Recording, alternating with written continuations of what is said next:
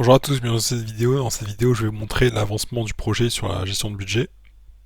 Donc on arrive, on arrive sur cette page qui dit l'application de gestion de budget. Bienvenue dans l'application de gestion de budget et tout ça avec la vidéo que je vais peut-être remplacer bientôt.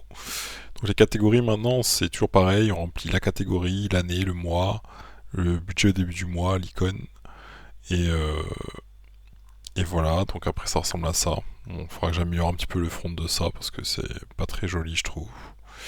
Ensuite, là, c'est les tâches qu'on a à faire. Ensuite, budget. Donc, dans budget, ici, j'ai mis en place un bilan financier. Donc, ça veut dire que si on choisit les dates, bon, là, il y a un problème sur les dates, mais je vais corriger. Mais imaginons que je mette du 01/01/2023 au 02/06/2025. Et là, j'ai toutes mes dépenses depuis que j'ai rentré les dépenses dans l'application. Donc, voilà, ça fait un bilan. Et si je mets des revenus, ça met le bilan des revenus aussi. Mais moi, j'ai pas mis les revenus. Donc, voilà. Ensuite, on a l'onglet ticket de caisse. Ça, c'est vraiment optionnel. Ça marche pas très bien sur. Faut vraiment que ce soit un fichier PDF avec et bien écrit pour. Bon, je fais une démo. Hein. Donc, on parcourt. On cherche le fichier qu'on veut importer. Moi, je l'ai mis dans Images. Là, il y a un ticket de caisse. Je l'importe. Et là, je fais analyser. Et là, il va analyser, il va le télécharger et il va le mettre ici. Donc c'est vraiment un fichier où c'est bien écrit. Si c'est pas bien écrit, ça va faire n'importe quoi. Donc voilà. C'est juste optionnel. Ensuite, on peut ajouter des dépenses ici comme ça.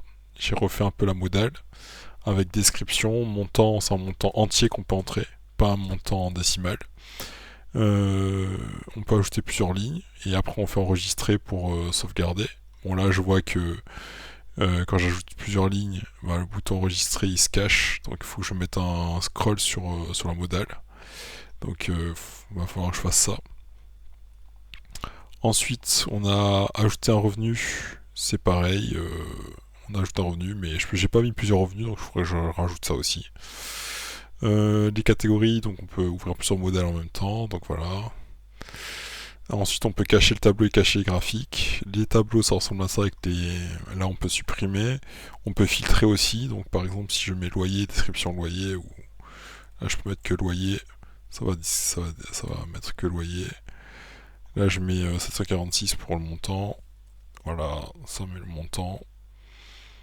Et voilà, donc ça filtre tout. Ensuite, il y a quoi?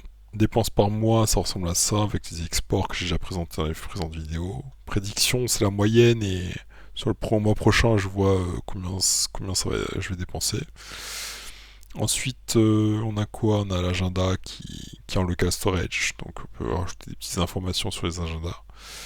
Les enveloppes, c'est toujours pareil. Moi, j'ai pris un montant, une enveloppe course. Pour l'instant, j'ai mis quelques achats à l'intérieur.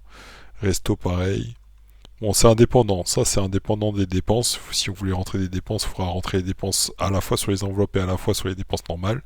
C'est indépendant l'un de l'autre. Si vous utilisez les enveloppes, vous pouvez les utiliser indépendamment des dépenses. Donc voilà. Ensuite, nom des défis. Pour les défis, par exemple, je fais un défi test. Montant des défis, on met 100. Nombre de cases, on met 22. Ajouter. Donc là, vous voyez, ça fait des défis. 22 cases à 4 euros pour 100 euros. Bon, il y a des choses à améliorer.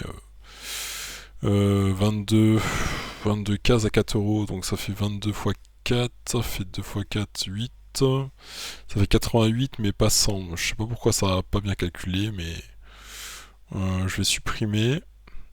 Et je vais créer plutôt un truc facile à faire. Donc, nombre de défis test. Montant, je vais mettre 100. Nombre de cases, je vais mettre 5.